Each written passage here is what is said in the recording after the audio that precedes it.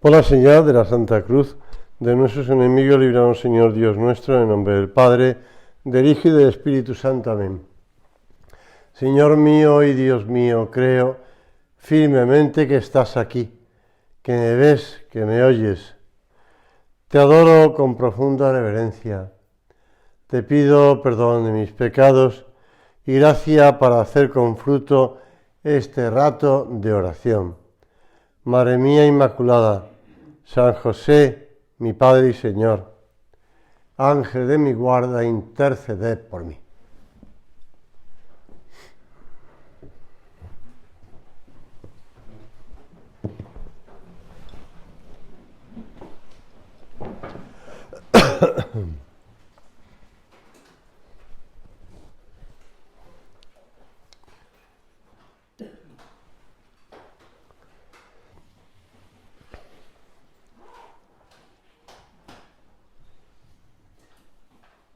Cuando la Virgen recibe la visita del arcángel San Gabriel, se entera también de que su prima Isabel pues está encinta. Y ella se pone en camino hacia ese lugar de Ain Karim para servir a su prima.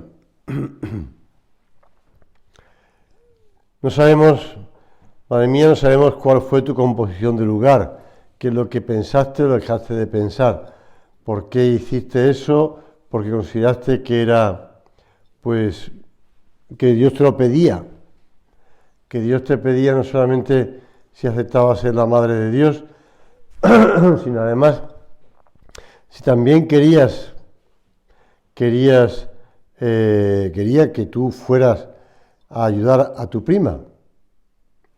Pero la realidad es que la Virgen se da el todo a lo que Dios le pide.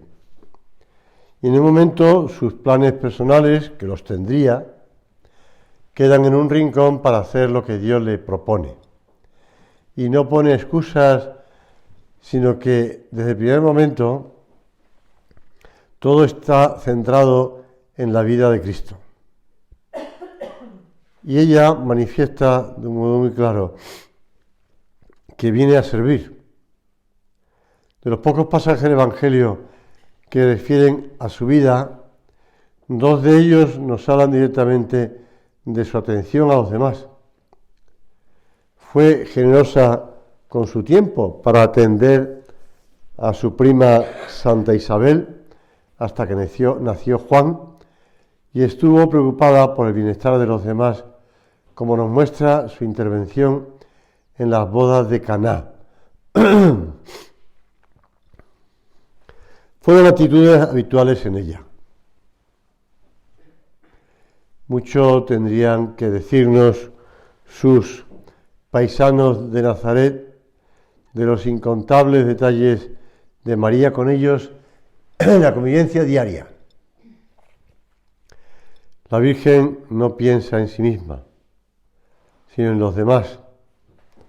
Trabaja en las faenas de la casa con la mayor sencillez y con mucha alegría, y a la vez con recogimiento interior, porque sabe que el Señor está en ella. Todo queda santificado en la casa de Isabel por la presencia de la Virgen y del niño que va a nacer. Le pedimos en este rato de oración a la Virgen que también nosotros sepamos poner nuestras vidas al servicio, con generosidad, al servicio de los demás. Es la generosidad la virtud de las almas grandes, ¿no?, que saben encontrar la mejor retribución en el haber dado. Gratis habéis recibido, dadlo gratis, dice el Señor. Y Señor, pues tenemos que reconocer, recordamos los años 70, cuando nuestro Padre nos hablaba de ese dar gracias a Dios siempre. Ut ingratiarum semper actione maneamus. Que siempre estemos dando gracias a Dios, porque es bueno, porque es eterna su misericordia. Quoniam bonum, porque el Señor es bueno. Y después del agradecimiento, lo lógico es pues ponernos al servicio de Dios, porque el Señor es bueno y nos ha dado todo. Y si hemos recibido todo gratis, pues también lo damos gratuitamente, ¿verdad? Cuando consideramos la grandeza de lo que hemos recibido.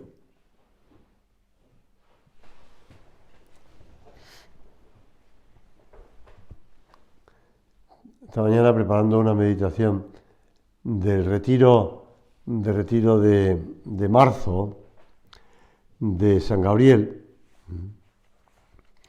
pues me acordaba de algo que ya alguna vez lo he citado en alguna meditación. Y es una expresión que hace un tiempo me llamó la atención, la investigué y ayer lo volví a... Bueno, hace 2 días, volví otra vez a verla escrita y entonces volví otra vez a recordarme de dónde viene. Cuando con cierta frecuencia sale ahora en la prensa, en el panegírico que hace alguien de alguien, me estaba acordando de José Mota, que alguien en algún momento, bueno, pues es que además lo tengo de padre en el colegio, con lo cual lo veo con cierta frecuencia. Pues bueno, pues que alguien habla de una persona fallecida y termina diciendo más o menos que la tierra te sea leve, que es una expresión que yo dije, la primera vez que la leí dije, qué cosa más rara que quien diga alguien. Después descubrí que es una expresión de la Roma precristiana, como diciendo, pero que te aproveche la tierra, ¿no? Más o menos. Pero lo que querían decir los antiguos romanos no cristianos, que muchos de ellos creían en el más allá, así como también los egipcios, etcétera, creían en el más allá, pues es que el paso por la tierra hacia el más allá no les atragantara, ¿no? En el fondo es eso, que no se te atragante la tierra. Y hay gente que hoy día lo dice. Es un modo, entre comillas, me parece a mí, como gente que no cree en nada y dice, bueno, pues nada, que te vas a desaparecer en la tierra y ya está. Que te sea leve, ¿no? Tu paso por la tierra, pero pues nosotros decimos otras cosas mucho más sensatas, me parece a mí, ¿no? Que descanse en paz, en la paz y en la alegría de Dios, ¿no? Es decir, que no que se quede en la tierra, que se coman los gusanos. Un día, esto lo cuento porque sé que la hora es mala. Un día me metí, como siempre, ya los profesores se meten conmigo, se burlan de mí. Y tengo una carpeta en el ordenador que son las anécdotas. Entonces, la carpeta tiene el título que algún profesor siempre se burla de mí porque digo esa frase. ¿Por qué os cuento esto? Entonces, ya he puesto el título de la carpeta, es ¿por qué os cuento esto? Que son las anécdotas. Vale. Pues, y además, porque a veces estoy en una plática, no sé cuánto, y le digo a los niños, ¿por qué os cuento esto? Entonces ya los profesores empiezan a reírse, diciendo eso, ¿por qué lo cuentan? A ver, ¿a dónde quiere llegar? Pues un día me dio por contarle a los niños de primero de primaria, 6 años, a hablarle de la fiesta de ese día, 23 de enero, San Ildefonso. Porque era San Ildefonso.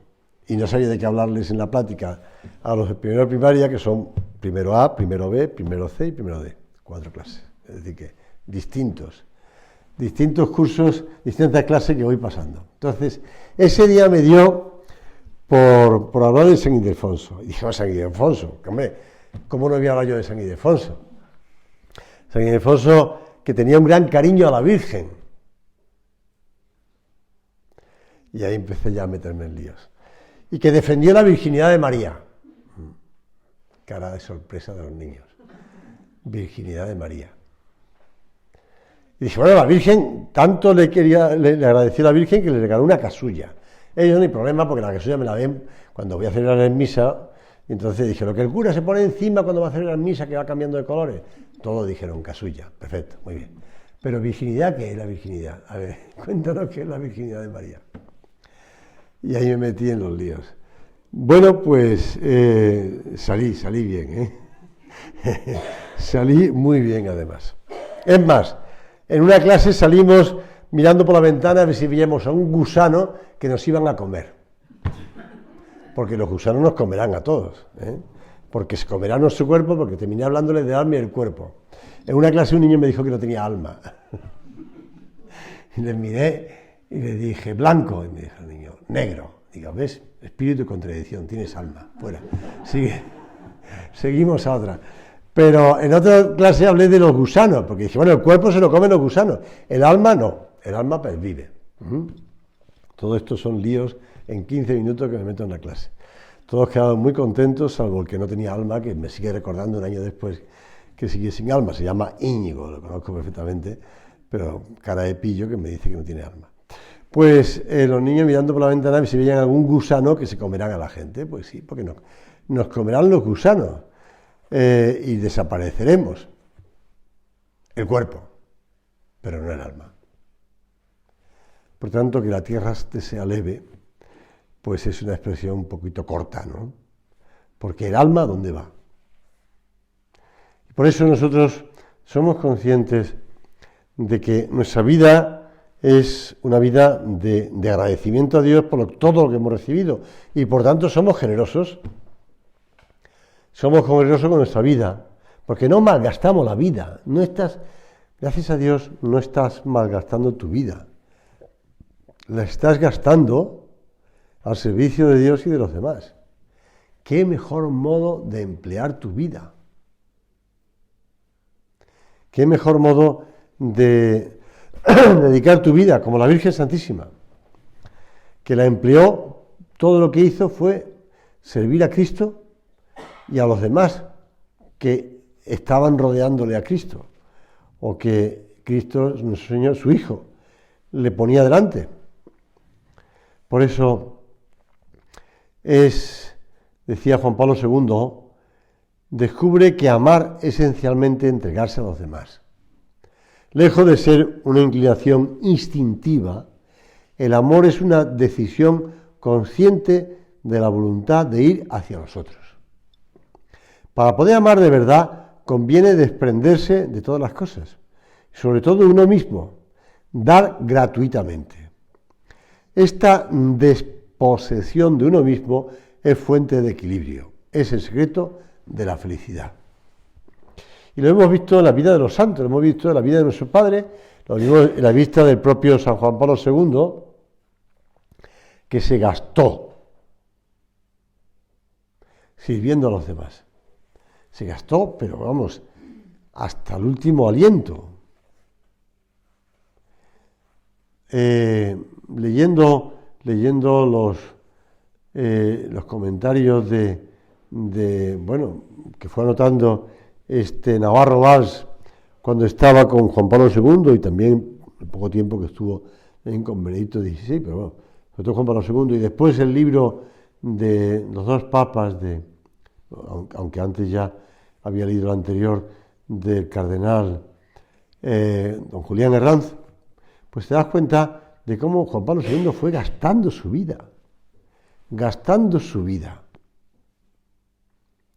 Así los santos han gastado su vida. ¿Qué importa que los demás después lo reconozcan o no lo reconozcan?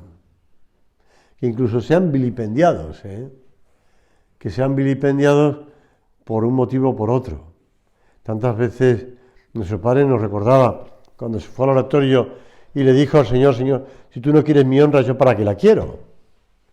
Pues eso mismo has dicho tú tantas veces al Señor, Señor, yo estoy aquí para servirte.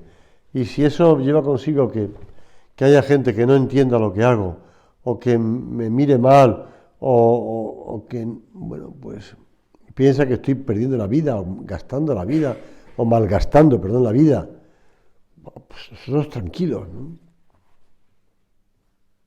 Tranquilo porque lo importante es que estamos imitando a la Virgen Santísima. Que estamos a nuestra Madre Santa María.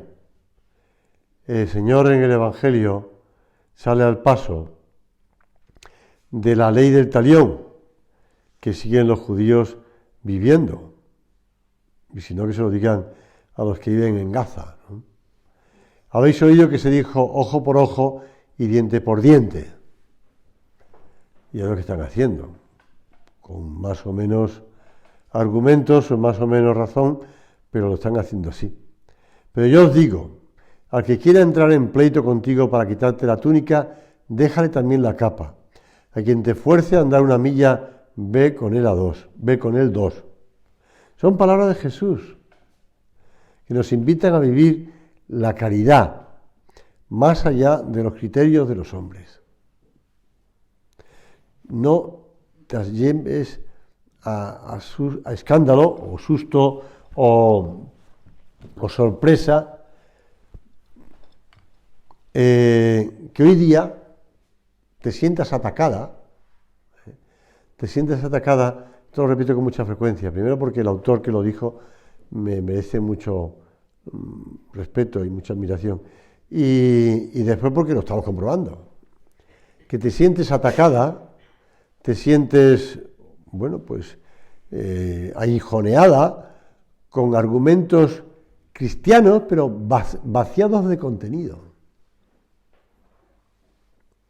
Vaciado de contenido. Después pondré un ejemplo. Vaciado de contenido. Esto ya lo decía Romano Guardini. Romano Guardini explicaba, hablando del fin de la modernidad, de esa edad moderna que tuvimos en los años, 50, 60, 70, pues el fin, después de eso, vendrá la posmodernidad. Y o el ocaso de la modernidad, como quieras llamarla. Y dice, cuando pase eso, después de la modernidad, los cristianos serán atacados por conceptos cristianos vaciados de contenido. Vaciados de contenido. Voy a poner un ejemplo demasiado gráfico. El sábado iba yo en bicicleta por el campo y vi venir hacia mí a 4 caballos, con personas encima de los caballos, y 2 perros sueltos. Yo no sabía si los perros sueltos eran de los caballos, los que iban con los caballos, o de la gente que iba, una persona que iba detrás. Pero lo primero que pensé es, si un perro viene hacia mí y le pego una patada antes de que me muerda, pues a lo mejor el dueño del caballo, el tutor del perro, porque ahora es su tutor, me puede atacar. En cambio, yo, que tengo un hermano disminuido psíquico, que antes era su tutor legal, ha cambiado la legislación, ya no soy tutor de él. Ahora es la curatela representativa, curatela asistencial. En cambio, el perro tiene un tutor, y mi hermano no tiene. Es el colmo, es una broma, yo lo sé, pero es el colmo, decía, te atacan diciendo que tú no vives la caridad, que tú no vives la generosidad, que tú no vives la libertad, que no respetas la libertad de los demás, y te atacan conceptos que son cristianos, que no son, de luego no son de la Revolución Francesa, y te atacan con esos conceptos, cuando tú en el fondo estás siguiendo a Cristo, y no hay mayor amor que el dar la vida por los demás. Y los otros, pues sí, terminan vaciándole contenido. Y al final resulta lo que pasa. No estoy en contra de las ONG, pero mi hermana, que ya falleció, me contaba en esta ocasión, con cara de enfado, que había estado dando dinero para la educación de un niño en África y al final ni había niño ni África. Y la habían timado. Pues eso. Entonces, la caridad es la caridad cristiana, la que nos enseña el amor de Dios, la que nos enseña la Virgen, de darnos a los demás. Por eso no podemos ser ingenuos.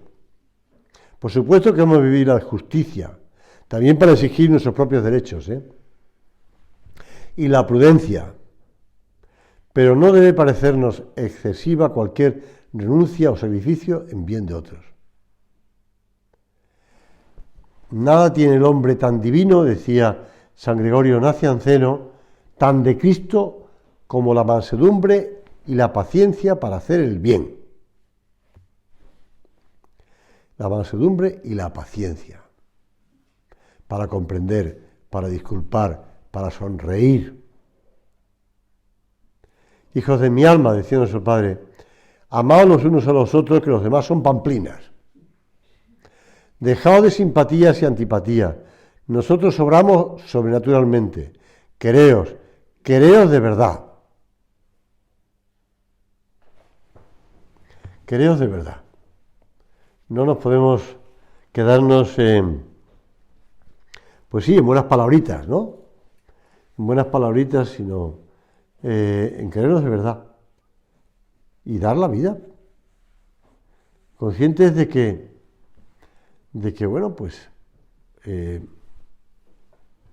nuestro Padre además nos ha enseñado a querernos. Él nos ha dado ejemplo, ¿verdad? Nos ha dado ejemplo. Y nos ha sabido, es que tengo aquí delante anotada el día de la ordenación de diácono, el 7 de julio del 95, yo ya era sacerdote, tuvieron un accidente de carretera, varias numerarias que iban de Barcelona a la ordenación en Torre-Ciudad. Una falleció, yo recuerdo este accidente, una falleció allí y otra estaba en coma profundo y falleció varios días después. Al terminar la ceremonia, el padre, entonces don Javier, salió al altar de la explanada para darle esa noticia a la gente y pedir oraciones.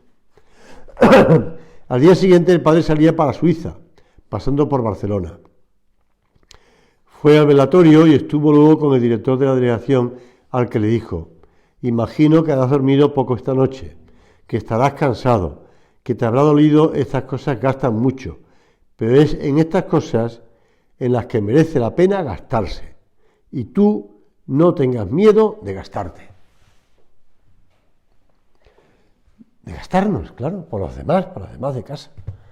Ayer me pusieron un papel ahí en la sacristía donde había anotado el fallecimiento de 3 agregadas, una de ellas de Vigo, para que ofreciera la misa. Pues sí, pues pensar consciente, oye, por supuesto que pedimos por esa hermana nuestra que ha fallecido, para que Dios, en su infinita misericordia, la acoja en el cielo. Somos conscientes de que tenemos que sentirnos, de querernos y de ayudarnos.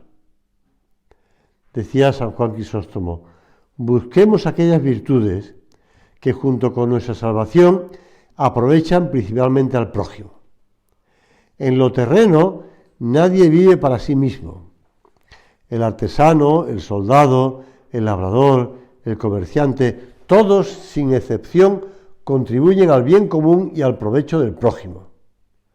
Con mayor razón en lo espiritual, porque este es el vivir verdadero. El que solo vive para sí y desprecia a los demás es un ser inútil. No es persona, no pertenece a nuestro linaje. Y esto lo decía San Juan Crisóstomo en aquellos años en los que él defendía la fe católica. Incluso, pues, no sé si tú sabes cómo murió San Juan Crisóstomo, pero cómo se enfrentó a la gente, incluso a la emperatriz y al emperador, y se enfrentó a ellos, y les llamaba cortesanos, y a las señoras así ilustres, que se adornaban todo tipo de cosas, le llamaban cortesanas, es decir, le llamaban de otro modo, pero bueno. Entonces le condenaron a morir andando. ¿Qué te parece? Lo echaron fuera de la tierra y 2 soldados que lo acompañaban todo el tiempo hasta que se murió de agotamiento. Pidió por favor ir a una iglesia que estaba cerca y allí murió. Pues no tenía pelos en la lengua, por eso era San Juan Crisóstomo, San Juan Piquito de Oro. Pues no pertenece a nuestro linaje, no es cristiano. No es cristiano, no es hijo de Dios esa persona que vive para sí y desprecia a los demás. Recordamos que nuestro Padre quiso poner en esos clubs o centros, en la sala de estudios, ese mandatum novum, ese mandamiento nuevo. Señor, tú nos estás constantemente recordándolo. Tú estás constantemente insistiendo en que vivamos ese mandamiento nuevo, porque sigue siendo nuevo. Y decía don Álvaro, en la vida de familia prestaba pequeños servicios con elegancia, añadiendo siempre alguna frase amable, para evitar que el interesado se sintiera incómodo. Recuerdo que me limpiaba las gafas a menudo, repitiendo con buen humor un dicho usual en España. Están tan sucias que se podían plantar cebolletas. Recuerdo cuando don Álvaro, entonces el padre, volvió de México, volvió sin gafas. Y nos contó que a nuestro padre no le gustaba que él estuviera constantemente haciendo el gesto de ponerse las gafas bien. Y entonces, porque estaba constantemente, yo creo que es un tic, ¿no?, que tenía. Y entonces, pues aprovechó que iba a México y estuvo allí dando gracias por la operatura, etcétera, etcétera, y la Virgen de Guadalupe, pero también aprovechó para ir a un médico, un oculista conocido allí, para que le operara, y volvió sin gafas. Pues la caridad nos lleva a comprender, a disculpar, a convivir con todos. De modo que quienes sientan u obran de un modo distinto al nuestro en materia social, política e incluso religiosa, deben ser también objeto de nuestro respeto y de nuestro aprecio. Esta caridad y esta benignidad, de modo alguno, deben convertirse en indiferencia ante la verdad y el bien. Más aún, la propia caridad exige el anuncio a todos los hombres de la verdad que salva, dice el Vaticano II. Pero es necesario distinguir entre el error, que siempre debe ser rechazado, y el hombre que yerra, el cual conserva la dignidad de la persona, incluso cuando está desviado por ideas falsas o insuficientes en materia religiosa. Esto me recuerda a Juan Pablo II, que fue uno de los redactores de la Gaudium et Spes, que es lo que estaba leyendo. Por eso, vamos nosotros a pedirle al Señor y hacer el examen. Yo le recomiendo a los niños que por la noche, antes de acostarse, pues recen. Y antes de rezar piensen con quién se ha peleado hoy. Me he peleado con mi hermana, me he peleado con mi hermano, le he contestado mal a mamá, pues, o al compañero le he dado pues una patada, lo que sea. Pues antes piensa y después reza por esa hermana tuya, o por tu mamá, o por tu hermano, por tu compañero. Reza por él. Y por lo menos le devuelves bien por mal, ¿no? Ya que te has peleado, por lo menos reza por él. Y así te vas a dormir con la conciencia más o menos tranquila. Bueno, pues pensar eso, que el Señor pide que recemos por los demás, también por los que nos hacen daño. También por los que nos hacen daño, ¿eh? Tenemos que rezar. Tenéis que rezar unos por otros. Decía nuestro Padre, que os ayudéis. Pedid que seamos fieles. ¿Qué más vamos a desear para los que queremos? Pedid la fidelidad.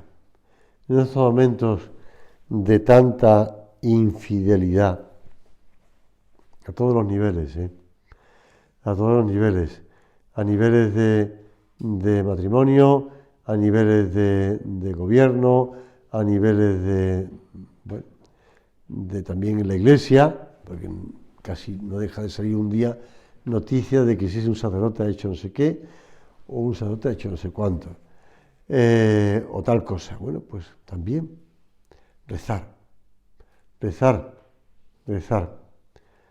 Esta tertulia, no estaba yo en Roma, sí estaba yo en Roma, perdón. Recuerdo además esta pregunta. Le preguntaron a don Álvaro, padre, ¿cómo empezó la costumbre de rezar un acordado por el más necesitado? Y don Álvaro comentó, comenzó en 1939, la residencia de Jenner en Madrid. No hablo de milagrerías, pero el Señor hizo saber a nuestro padre que en ese momento un hijo suyo, que se encontraba muy lejos geográficamente de él, estaba especialmente necesitado de ayuda, y rezó con mucha fuerza un acordado por él. Ese hijo suyo era yo. Desde entonces es una costumbre de la obra. No contó más en la tertulia. Yo, que estaba un poco a pruebas, pues intenté enterarme de algo más porque no me enteraba de mucho. Pero bueno, estaba en esa tertulia, eso te lo puedo garantizar. Bueno, pues el acordaos, pues de la obra que más lo necesita. Formemos un propósito concreto que nos acerque pues a todas las personas que nos rodean, a los parientes, a los amigos, a conocidos, a la persona de la obra que más lo necesitan. Y pidamos gracias a la Santísima Virgen para llevarlo a cabo.